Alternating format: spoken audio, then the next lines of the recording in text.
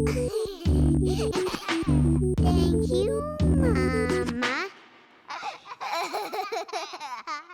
Hai Mama, hai Papa, welcome to Happy Kids. Hari ini kita akan membahas apa sih sebetulnya beda choking dengan gagging. Bagaimana kita harus menangani kalau kita melihat anak kita itu sedang choking atau tersedak makanan sehingga tidak bisa bernafas. Semua pertanyaan-pertanyaan ini akan kita bahas di video ini. Anak kita yang baru saja naik tekstur seringkali gagging. Gagging harus dibedakan dengan choking. Gagging itu biasanya seperti oek gitu kan, tetapi dia tidak tersedak. Saat si kecil sedang gagging, dia masih bisa bernafas dengan baik dan saluran pernafasannya itu masih terbuka dengan lebar. Kalau choking atau tersedak berarti terdapat obstruksi jalan nafas, di mana makanan atau minuman itu mengobstruksi dan menutup jalan nafas. Sehingga anak kita yang choking biasanya terlihat lebih kesulitan untuk bernafas. Awalnya bisa juga batuk-batuk. Kita kan udah pernah nih tersedak kalau kita lagi ngobrol sambil minum gitu contohnya. Kalau kita sedang batuk, itu sebetulnya adalah usaha dari tubuh kita untuk mengeluarkan cairan dari saluran pernafasan sehingga kita bisa bernafas. Jadi kalau anak kita yang tersedak sedang batuk-batuk, nggak usah diapa-apain. Yang perlu kita lakukan hanya observasi saja. Jangan kita memasukkan tangan ke dalam mulut untuk berusaha mengambil makanan yang sedang membuat dia batuk karena dia sedang berusaha sendiri. Kalau makanan tersebut sudah kelihatan banget di rongga mulut,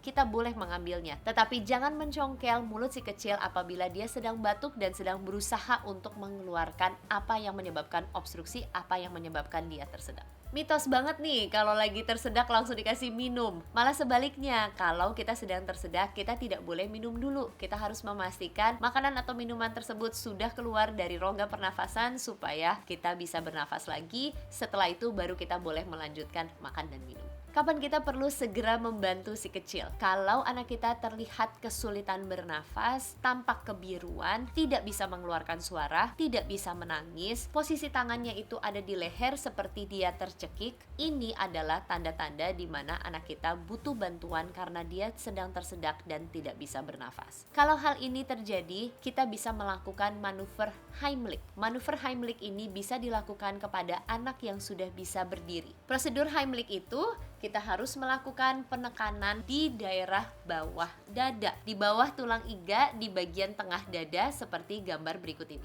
Saat prosedur Heimlich, kita boleh melakukan penekanan tersebut dengan dua jari ini. Untuk melakukan prosedur Heimlich, kita perlu menyatukan tangan kita, kemudian jempol atau ibu jari perlu kita tekuk seperti ini. Kita akan menggunakan bagian ini untuk mencongkel di daerah dada bayi seperti ini.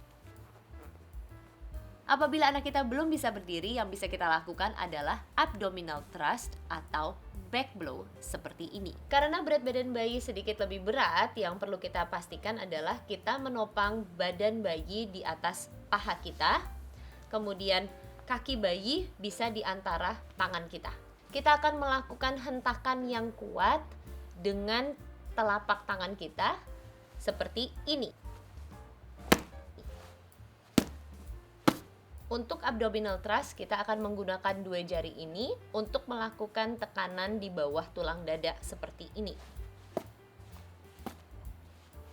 Saat kita melakukan abdominal thrust atau back blow, yang paling penting kita perhatikan adalah kepala bayi harus lebih rendah agar kita bisa mengeluarkan barang yang menyebabkan si kecil tersedak. Hentakan yang kita lakukan memang harus sekuat mungkin. Kalau kita melakukan hentakan yang kuat, kita berharap bahwa dengan satu atau dua hentakan kita bisa mengeluarkan obstruksi tersebut. Kalau kita nggak tega dan kita tidak melakukan hentakan secepat mungkin dan sekeras mungkin, maka takutnya obstruksi tersebut akan terus-terusan menghambat saluran pernafasan. Apabila si kecil mengalami penurunan kesadaran dan tidak bernafas, maka harus dilakukan resusitasi jantung paru atau pijat jantung, yang sering juga kita kenal sebagai CPR. Mudah-mudahan informasi ini membantu dan mudah-mudahan ini tidak pernah terjadi, tetapi kalau sampai terjadi, mudah-mudahan mama dan papa sudah jelas apa yang harus dilakukan. Mau belajar lebih banyak lagi tentang parenting? Boleh banget check out www.happykids.id.